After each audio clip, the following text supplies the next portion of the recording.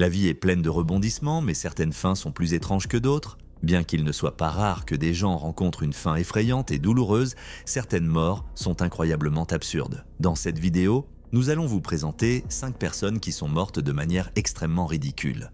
Découvrez les fins les plus absurdes et incroyables dont vous ayez jamais entendu parler.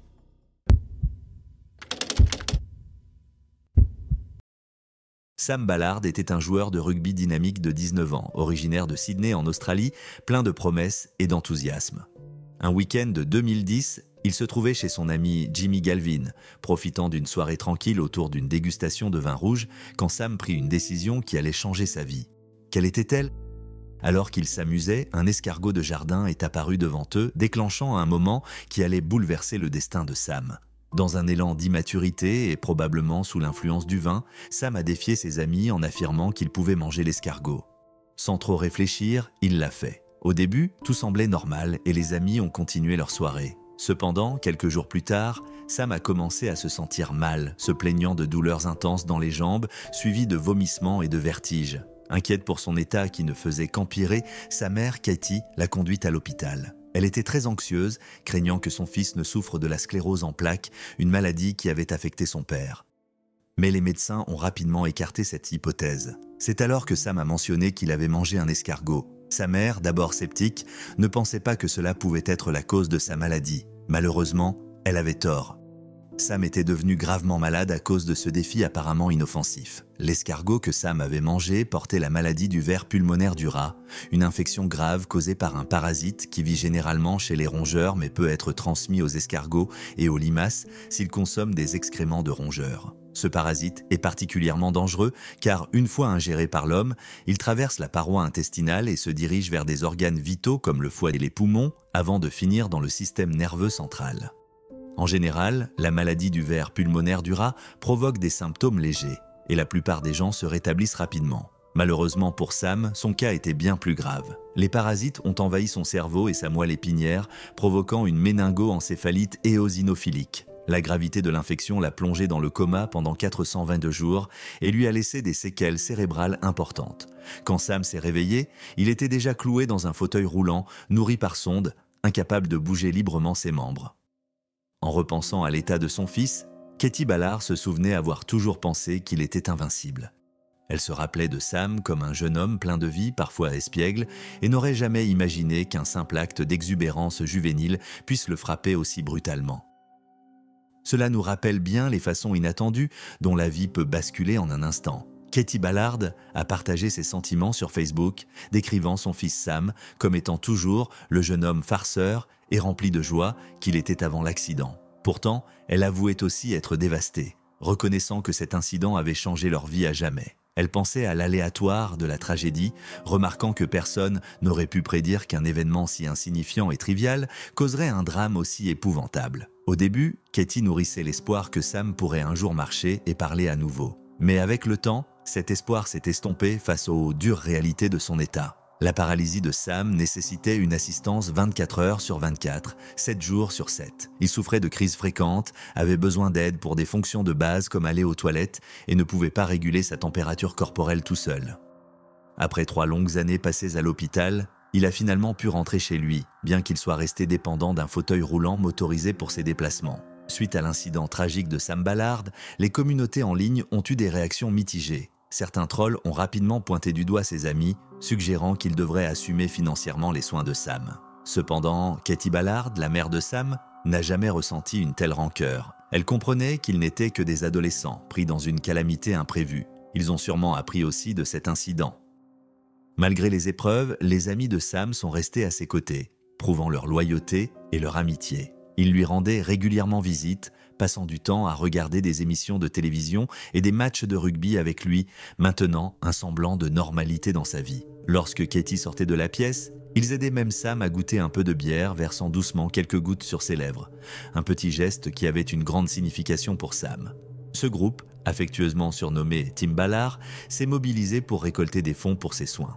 Ils ont réussi à rassembler une somme importante, mais les coûts de soins continus et à vie étaient écrasants. Ce n'était pas facile non plus pour sa mère. En 2016, une lueur d'espoir est apparue lorsque Sam est devenu éligible à un important forfait de soins de 492 000 $ de la part du National Disability Insurance Scheme grâce à une demande déposée par sa mère. Cette aide financière a permis de couvrir une partie des besoins médicaux considérables de Sam. Tragiquement, après avoir combattu des complications de santé pendant 8 ans, Sam est décédé en novembre 2018 à l'hôpital de Hornsby, en Australie, entouré de sa famille et de ses proches amis. Ses derniers mots adressés à sa mère, pleins d'amour, furent « Je t'aime ». Ces mots résonnaient avec la profonde affection et les liens forts qui définissaient les relations de Sam avec ceux qui lui étaient chers.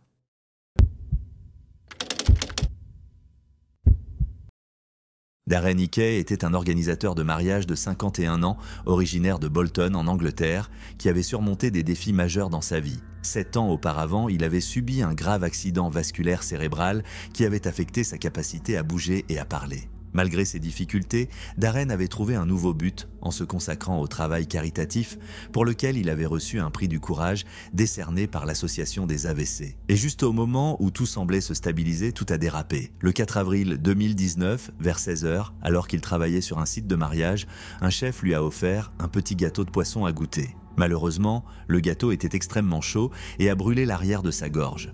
Au fil de l'après-midi, la douleur s'est intensifiée, ce qui a poussé Darren à se rendre au service des urgences de l'hôpital de Chorley dans le Lancashire. Le personnel médical lui a prescrit des antidouleurs et lui a conseillé de revenir si son état s'aggravait. Darren est alors rentré chez lui pour se reposer. Cependant, la situation s'est encore détériorée plus tard dans la soirée. Vers 21 h, le partenaire de Darren, Neil Parkinson, l'a découvert en train de s'étouffer dans leur chambre. Dans une tentative désespérée de l'aider, Neil a frappé le dos de Darren, espérant dégager ce qui obstruait sa respiration. Malgré ses efforts, Darren s'est effondré au sol. Neil Parkinson a immédiatement appelé les secours et les ambulanciers sont rapidement arrivés sur place, administrant les premiers soins et transportant Darren à l'hôpital Royal Bolton. Malgré leurs efforts, Darren a tragiquement été déclaré mort peu après minuit. Ce qui est choquant, c'est que tout cela s'est déroulé en moins de 12 heures après qu'il ait goûté le gâteau de poisson qui avait provoqué de graves brûlures dans sa gorge.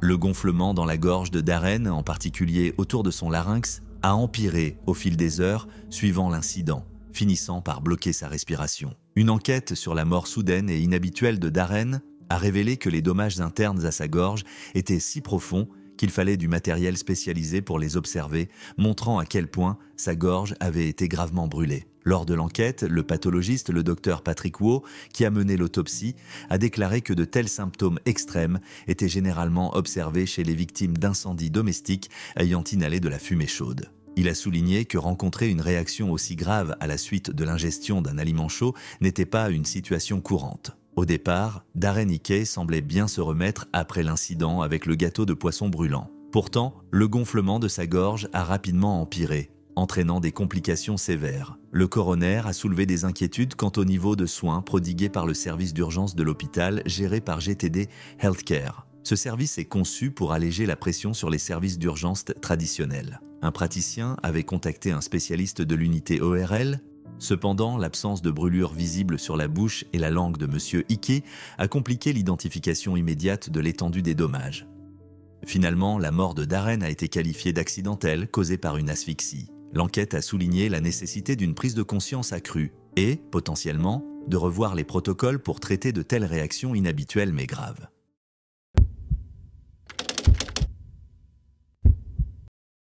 Jennifer Strange était une mère de 3 enfants, âgée de 28 ans, originaire de Rancho Cordova, en Californie. En janvier 2007, elle avait participé à un concours unique organisé par une station de radio. La compétition baptisée « Hold your wee for a wee », littéralement « Gardez votre pipi pour une wee », mettait au défi les participants de boire autant d'eau que possible sans aller aux toilettes, avec une console de jeu Nintendo Wii comme grand prix. Comme ses concurrents, Jennifer était attirée par le concours, espérant remporter le prix pour sa famille. Mais sa famille a eu droit à bien autre chose. Jennifer a consommé une quantité alarmante d'eau au cours du concours, près de 2 gallons, environ 7,5 litres, en l'espace de 3 heures. Le concours a commencé par des bouteilles d'eau plus petites, distribuées toutes les 15 minutes. Mais à mesure que la compétition avançait et que les participants abandonnaient, les concurrents restants, dont Jennifer, devaient se boire des quantités d'eau de plus en plus grandes. Malgré de violents maux de tête et un inconfort visible, les symptômes de Jennifer n'ont pas été pris au sérieux par les animateurs de la radio. Ils ont même plaisanté à propos de son ventre visiblement gonflé, tournant ses plaintes en dérision. Jennifer a réussi à terminer à la 2e place, gagnant des billets de concert, mais la victoire fut de courte durée. Ne se sentant pas bien, elle a appelé son travail pour signaler son absence et est rentrée chez elle. Malheureusement, quelques heures après la fin du concours, Jennifer a été retrouvée morte dans sa salle de bain par sa mère. Après la mort de Jennifer Strange, sa famille a engagé des poursuites judiciaires contre Entercom, la société mère de la station de radio qui avait organisé le concours de consommation d'eau. Son mari, Billy Strange, espérait que le procès servirait d'avertissement à d'autres entreprises qui interagissent avec le public. Finalement, le jury a accordé à la famille une indemnité de 16 500 000 $. Ce verdict visait à envoyer un message fort concernant les responsabilités des entreprises dans la sécurité de leurs activités. Dans une interview pour Good Morning America, Billy a exprimé son chagrin et sa frustration, affirmant que la mort de sa femme, causée par une intoxication à l'eau, aurait pu être évitée. Il a également ajouté que la station de radio avait été avertie des dangers de ce type de concours des mois avant cet événement tragique. Malgré ces avertissements, la compétition s'est déroulée sans mesure de sécurité suffisante. Au cours du procès, la défense a fait valoir que Jennifer aurait dû reconnaître les risques liés à la consommation excessive d'eau. Cependant, l'avocat de Billy, Roger Dreyer, a rétorqué que Jennifer avait agi comme toute personne raisonnable l'aurait fait dans ces circonstances, motivée par l'envie de remporter un prix sans comprendre pleinement les risques pour sa santé. Pendant le concours de consommation d'eau, des préoccupations ont été soulevées non seulement en interne mais aussi par le public. Des auditeurs comme Eva Brooks sont appelés pendant l'émission pour mettre en garde les animateurs sur les risques graves de boire de grandes quantités d'eau. Eva avait spécifiquement averti que cela pouvait entraîner une intoxication hydrique, potentiellement mortelle. Malgré ces avertissements, les DJ ont reconnu les risques, mais les ont minimisés, affirmant que les participants avaient signé des décharges et que, par conséquent, la station ne pouvait pas être tenue responsable. Roger Dreyer a également souligné une importante négligence durant le procès. Il a précisé que même après avoir reçu des appels de personnes préoccupées, dont une infirmière qui avait spécifiquement mis en garde contre les dangers, les animateurs n'avaient pas communiqué ces risques aux participants. Pire encore, la station de radio avait augmenté la quantité d'eau que les participants devaient boire à mesure que le concours avançait. Une autopsie initiale a confirmé que la mort de Jennifer était due à une intoxication hydrique, entraînant une condition appelée hyponatrémie. L'hyponatrémie survient lorsque la consommation excessive d'eau dilue le sodium dans le sang, provoquant un gonflement des cellules. Dans les cas graves, cela peut entraîner un gonflement du cerveau, des convulsions et la mort. Vous n'avez pas envie d'imaginer cela. Le jury a jugé la station de radio coupable de négligence pour ne pas avoir pris des mesures de sécurité adéquates et pour ne pas avoir correctement informé les participants des risques graves liés au concours. En 2017, la station de radio a fermé ses portes.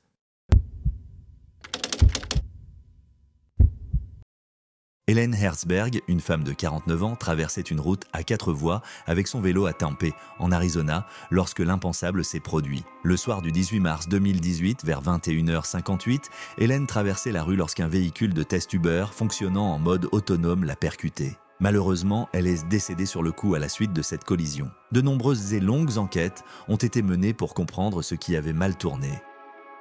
Le National Transportation Safety Board des États-Unis, en collaboration avec la police locale, a recherché les détails de l'accident survenu ce soir-là. Et toutes leurs conclusions ont pointé une erreur humaine comme principale cause.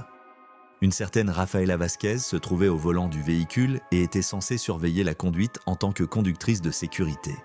Cependant, les enquêtes ont révélé plus tard que Vasquez ne portait pas une attention totale à la route au moment de l'accident. Les images de la dashcam, publiées par la police, ont montré que Vasquez ne regardait pas la route pendant les moments cruciaux précédant la collision. La vidéo la montre en train de regarder vers le bas pendant plusieurs secondes alors que la voiture roulait à une vitesse de 63 km/h. Elle visionnait un épisode de l'émission The Voice. Malgré cela, Vasquez a plaidé non coupable aux accusations liées à l'accident et a été libérée en attendant son procès. La situation s'est compliquée davantage lorsque les enregistrements du service de streaming Hulu ont confirmé que l'appareil de Vasquez diffusait bien cette émission au moment de l'accident. En outre, le véhicule autonome lui-même présentait des failles. Ces systèmes automatiques n'ont pas réussi à reconnaître Hélène et son vélo comme une menace potentielle pouvant entraîner une collision. Ce qui constituait un dysfonctionnement critique pour une technologie censée prévenir de tels incidents. Pour aggraver encore les inquiétudes, quelques jours avant l'accident, un employé avait déjà alerté les dirigeants de l'entreprise sur des problèmes de sécurité liés au véhicule. Cet employé avait exprimé des préoccupations quant aux fréquents accidents impliquant ces voitures et s'était interrogé sur le fait que les opérateurs, comme Vasquez, étaient suffisamment formés pour gérer ces systèmes avancés. Ces avertissements, toutefois, n'ont conduit à aucune action immédiate et malheureusement, l'accident mortel a eu lieu, soulevant de sérieuses questions sur la sécurité et la fiabilité des véhicules autonomes. Le rapport de police publié en juin 2018 a conclu que la collision mortelle aurait pu être entièrement évitée si Vasquez avait surveillé la route. Cet incident a déclenché des discussions sur les protocoles de sécurité des véhicules autonomes et sur le rôle crucial que jouent les opérateurs humains pour garantir que ces technologies ne posent pas de risque pour la sécurité publique. Après cet incident, l'État de l'Arizona a pris des mesures décisives en suspendant la capacité d'Uber à tester ses voitures autonomes sur les routes publiques. Cette décision reflétait les préoccupations croissantes concernant la sécurité des véhicules autonomes. En réponse à cette suspension, et aux inquiétudes persistantes en matière de sécurité, Uber a mis fin à tous ses tests de véhicules autonomes en Arizona. Cependant, Uber a par la suite réussi à obtenir la permission de reprendre ses tests en Californie, début 2020, marquant ainsi une reprise prudente de leur développement de cette technologie. En juillet 2023, Rafaela Vasquez a plaidé coupable à une accusation de mise en danger. Ce plaidoyer a marqué un moment historique car c'était la première fois qu'une collision impliquant une voiture entièrement autonome entraînait une condamnation pénale. Rafaela avait d'abord déclaré à la police qu'elle n'avait pas vu Hélène avant la collision, affirmant qu'Hélène était apparue de nulle part sur une rue sombre de Tempe. Initialement accusée d'homicide involontaire, Rafaela a finalement conclu un accord avec les procureurs. Le juge en charge de l'affaire a accepté le plaidoyer de Rafaela et l'a condamnée à 3 ans de probation sous surveillance. Natasha Harris était une mère de 30 ans, mère de 8 enfants, vivant à Invercargill, en Nouvelle-Zélande. Natasha avait une habitude particulière. Elle aimait tellement le Coca-Cola qu'elle en buvait entre 8 et 10 litres par jour. Un matin de février 2010, alors que son compagnon Chris Hodgkinson aidait leurs enfants à se préparer pour l'école, un événement alarmant s'est produit. Natasha s'est soudainement effondrée contre un mur. Chris a immédiatement appelé les secours et tenté de la réanimer avec un bouche-à-bouche, mais il était déjà trop tard. Tragiquement, Natasha a fait une crise cardiaque que les médecins ont liée à sa consommation massive quotidienne de Coca-Cola. Le docteur Dan Mornin, pathologiste, a témoigné lors d'une enquête et a partagé des détails cruciaux sur l'état de santé de Natasha Harris. Il a expliqué que Natasha souffrait probablement d'hypokaliémie, c'est-à-dire de faibles niveaux de potassium. Le docteur Mornin pensait que cela était dû à sa consommation excessive de Coca-Cola et à une mauvaise alimentation en général. Il a également mentionné que les niveaux élevés de caféine dans le Coca-Cola auraient pu jouer un rôle dans sa mort tragique. Pendant l'enquête, le compagnon de Natasha, Chris, a partagé davantage d'informations sur ses habitudes quotidiennes. Il a témoigné qu'elle buvait entre 8 et 10 litres de Coca-Cola par jour, soit environ 2 à 2,6 gallons. Selon Chris, le Coca-Cola était omniprésent dans la vie de Natasha. Elle commençait sa journée avec un Coca à côté de son lit et la terminait avec un autre Coca avant de se coucher. Chris l'a décrite comme étant accro au Coca, incapable d'arrêter même si elle en avait envie. Chris a également révélé que Natasha ne mangeait pas beaucoup et fumait environ 30 cigarettes par jour. Dans les mois précédant sa mort, il avait remarqué que Natasha souffrait d'hypertension et se sentait souvent fatiguée. Dès qu'elle ne pouvait pas avoir son Coca-Cola, Natasha souffrait de maux de tête et de sautes d'humeur, des signes évidents de sevrage. Son besoin intense de Coca-Cola a entraîné de graves problèmes de santé, notamment une carie dentaire si sévère qu'elle a dû se faire enlever des dents, et probablement des problèmes cardiaques en raison de tout le sucre et de la caféine qu'elle consommait. Malgré ces avertissements sérieux, Natasha et sa famille n'ont pas pleinement compris à quel point son addiction au Coca-Cola était dangereuse avant qu'il ne soit trop tard. Le coroner, David Crerar, a déclaré que la consommation excessive de Coca-Cola de Natasha avait joué un rôle majeur dans sa mort prématurée. Il a souligné que sa routine quotidienne de consommation de Coca-Cola l'amenait à absorber plus d'1 kilo de sucre et près d'1 gramme de caféine chaque jour. Ces quantités alarmantes ont contribué à des problèmes de santé graves, comme des troubles du rythme cardiaque et un faible taux de potassium, ce qui a finalement conduit à son décès.